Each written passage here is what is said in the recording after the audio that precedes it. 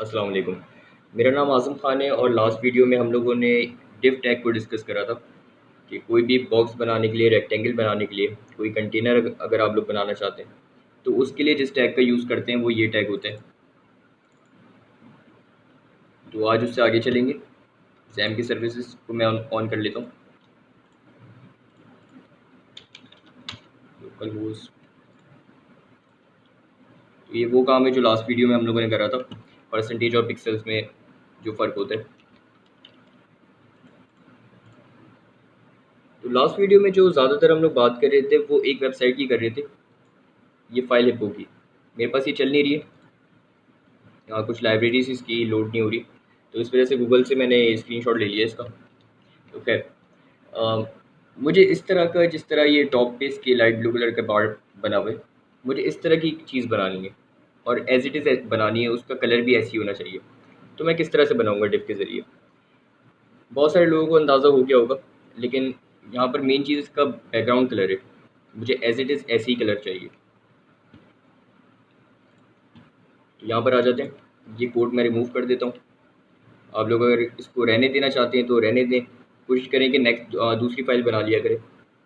तो उससे होगा ये, आपका पुराना जो भी काम होगा वो सेव रहेगा, आप लोगों को सीखने में थोड़ी सी हेल्प मिल सकती है। और रिमूव करते हुए एक चीज़ का आप लोगों ने ख्याल रखना है, अगर रिमूव करते हैं तो, कि ये बॉडी का टैग मैं नहीं मिटा दूँ गलती से, या आप लोग नहीं मिटाते।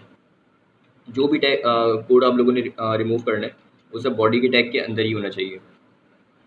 तो स्टार्ट करते हैं। उसी तरह से मैं लिखूँगा डिव स्टाइल, और पहले मैं इसका टैग क्लोज कर लेता हूँ। अब विथ मैं इसको 100% दे देता हूँ, जिस तरह लास्ट वीडियो में बताया था मैंने आप लोगों को। हाइट में इसकी दे देता हूँ 100 पिक्सल्स। अब बैकग्राउंड कलर की अगर बात करें, तो बैकग्राउंड कलर मुझे इस तरह का चाहिए। दिखने में मुझे ये स्काई ब्लू लग रहा है, तो अगर मैं यहाँ पर स्काई ब्लू दे देता हूँ,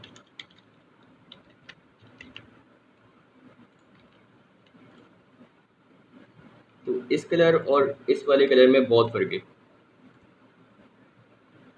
अगर ऐसे आप लोगों को दिखा सकूँ तो काफ़ी ज़्यादा फ़र्क नज़र आ रहा है। ये थोड़ा सा लाइट है जो मैंने दिया है, और ये थोड़ा सा डार्क है।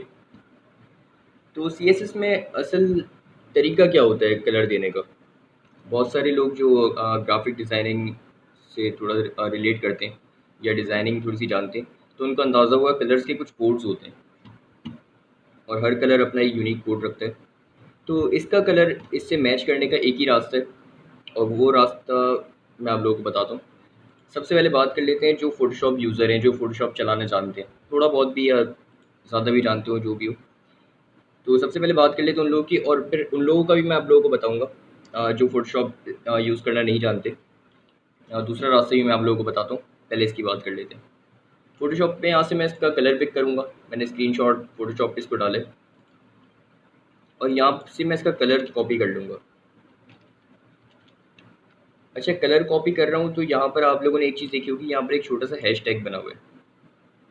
तो कोई भी कलर अगर हम लोग लेते हैं तो उससे पहले हैशटैग लगाना लाजमी होता है। खैर, मैं इसको कॉपी कर लेता हूँ, और कोड पे आके मैं स्काई ब्लू की जगह इसका कोड पेस्ट कर देता हूँ। लेकिन मेरे पास अभी ये चलेगा नहीं, इसकी वजह, मेरे पास कोई फ़र्क नहीं पड़ा, जो था वो भी गायब हो गया। इसकी वजह ये है कि जैसे मैंने आप लोगों को बताया कि कोई भी कलर कोड देने से पहले ये हैशटैग का होना लाजमी है, काफ़ी ज़रूरी है। तो ये मैंने इस वजह से करा कि आप लोग, ऐसा ना हो कि आप लोग कलर के लिए ट्राई कर रहे हो लेकिन आप लोगों के सामने कोई रिज़ल्ट नहीं आ रहा हो।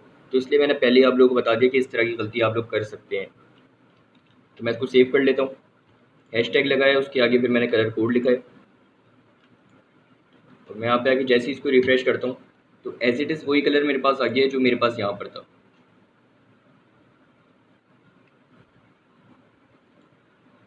अब बात कर लेते हैं जो फ़ोटोशॉप यूज़र नहीं है, उनके लिए मैं अगर किसी भी वेबसाइट पे आ सकता हूँ। मैं कोई भी वेबसाइट अगर मेरे पास खुली हुई है या मैं कोई खोल लेता हूँ, इनफैक्ट अगर मैं गूगल पे भी हूँ, तो यहाँ पर आकर मुझे करना है ये, मैं सबसे पहले यहाँ पे राइट क्लिक करूँगा।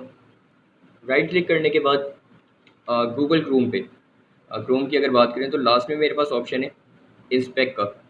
अगर इंस्पेक्ट नहीं है तो इंस्पेक्ट एलिमेंट भी हो सकता है, वो कुछ भी हो सकता है, लेकिन इंस्पेक्ट से आप लोग अंदाज़ा लगा लेगा। मोज़िला फायरफॉक्स में मेरे ख्याल से सेकंड लास्ट या थर्ड लास्ट ये ऑप्शन होता है, लेकिन इंस्पेक्ट आप लोगों ने असल में ये वर्ड देखना है। मैं यहाँ पर आ जाता हूँ और इसको मैं थोड़ा सा जूम कर लेता हूँ। यहाँ पर एलिमेंट डॉट स्टाइल जो लिखा हुआ है, मैं करूँगा कुछ भी नहीं, मैं बस यहाँ पर कलर लिखता हूँ और यहाँ पर फॉर एग्जांपल मैं ब्लैक दे देता हूँ उसको। ब्लैक जब मेरे पास आ गया तो यहाँ पर एक छोटा सा बॉक्स बना हुआ है जिसमें ब्लैक कलर आ रहा है मेरे पास। अच्छा, ये अगर मैं कलर चेंज करूँगा तो ये भी चेंज हो जाएगा। जैसे मैंने रेड करा इसको तो रेड, ये रेड हो गया। अब मैं इस पर क्लिक करूँगा, ये जो छोटा सा आप लोगों को बॉक्स नज़र आ रहा है, मैं इसको इस पर क्लिक करता हूँ।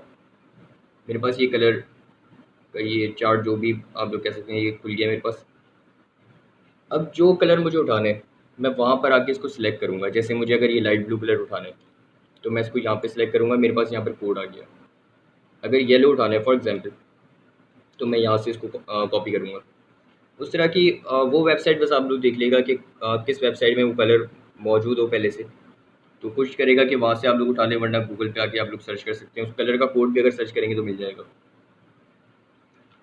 तो खैर मुझे इस तरह का कलर चाहिए तो मैं यहाँ से इसको कॉपी कर लेता हूँ।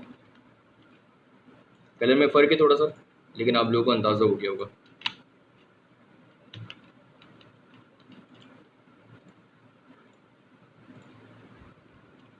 थोड़ा सा फ़र्क आया मेरे कलर में, लेकिन अगर मैं इसको सर्च करूँगा तो लाजमी सी बात है मुझे किसी ना किसी वेबसाइट पे ये मुझे मिल जाएगा। मैं इस वेबसाइट पे भी ये फाइल इप्पो पे आके भी उठा सकता था, लेकिन मेरे पास ये चल नहीं रही। तो ये दो तरीके कलर कोड उठाने के। अब आते हैं जो चीज़ असल में हम लोगों को सीखनी थी।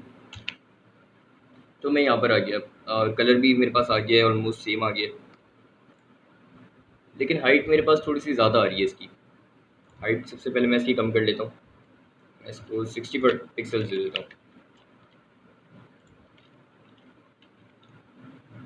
और कम करनी पड़ेगी, 50% अगर मैं इसको दे देता हूँ। मेरे ख्याल से सही है ये। मैंने थोड़ा सा जूम इन भी करा हुआ है इसको। अब बात करते हैं इसके ये सेकंड बार की, दूसरा जो बार आ रहा है। मैं दोबारा एज इट इज़ नीचे कोड लिखूँगा। अब हमारा कोड बढ़ता जा रहा है, तो आप लोगों को इस बात का ख्याल लाजमी रखना है कि डिप का टैग अगर आप लोग खोल रहे हैं तो इसको क्लोज़ भी लाजमी करना है आप लोगों ने। तो दोबारा मैं वही कोड लिख लेता हूँ, डिप स्टाइल टैग क्लोज कर देता हूँ। विद आ गई मेरे पास 100%। हाइट इस बार उससे भी कम है, तो इसको मैं 30 पिक्सल देता हूँ। और बैकग्राउंड कलर दोबारा मैं उसी तरह से उठाऊँगा। अगर फोटोशॉप है मेरे पास तो यहाँ से आके मैं इसको कॉपी कर सकता हूँ, ये मेरे पास कोड आ गया इसका। और अगर फोटोशॉप नहीं है तो मैं यहीं पर आ जाता हूँ, इसको इंस्पेक्ट करता हूँ। ये मेरी CSS लिखी हुई आ रही है जो मैंने अपने कोड जो कोड करते हुए दी थी मैंने, तो मैं इसी को यहीं से सिलेक्ट कर लेता हूँ और यहाँ से इसको थोड़ा सा डार्क करूँगा मैं।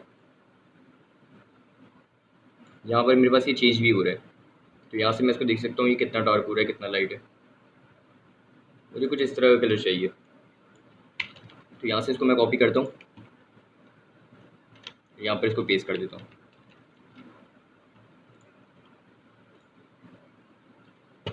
तो ये रिज़ल्ट आप लोगों के सामने।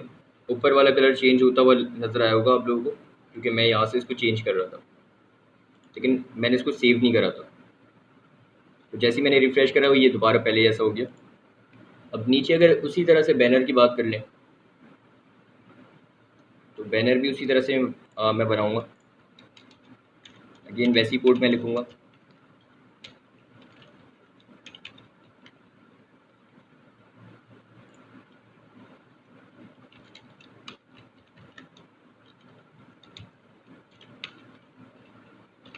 इस बार हाइट मेरे पास काफ़ी ज़्यादा है, मैंने ऊपर वाले की 70 रखी है, 50 पिक्सल्स रखी है, नीचे वाले की फिर 30 पिक्सल रखी है, तो लाजमी सी बात है इसकी मुझे ज़्यादा रखनी पड़ेगी। तो मैं इसकी हाइट देता हूँ 400 पिक्सल्स। और बैकग्राउंड कलर इससे थोड़ा सा लाइट है मेरे पास, तो मैं यहीं से आके इसको चेंज करता हूँ।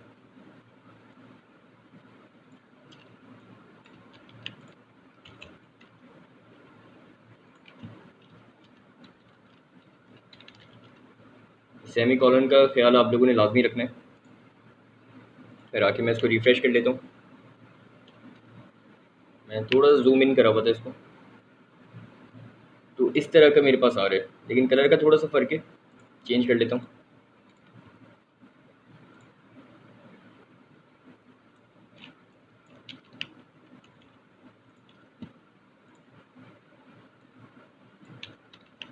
तो ये कुछ मेरे पास इस तरह का कुछ रिज़ल्ट आ रहा है। और एज़ इट इज़ अगर मैं वैसे ही कलर रखना चाहता हूँ तो ये फाइल को मुझे किसी तरह चलानी पड़ेगी। मेरे पास कुछ लाइब्रेरी से इसकी लोड नहीं हो रही है, या दूसरा रास्ता ये है कि मैं यहाँ से आके इसको उठा लूँ फ़ोटोशॉप से। तो अगर अब लोग बस फ़ोटोशॉप नहीं है तो इस पे परेशान होने वाली बिल्कुल भी बात, कोई ऐसी बात नहीं है। कोड अभी बस मैं सर्च नहीं कर रहा, अगर मैं सर्च करूँगा तो लाज़मी सी बात है मुझे ये मिल जाएगा इसका कोड।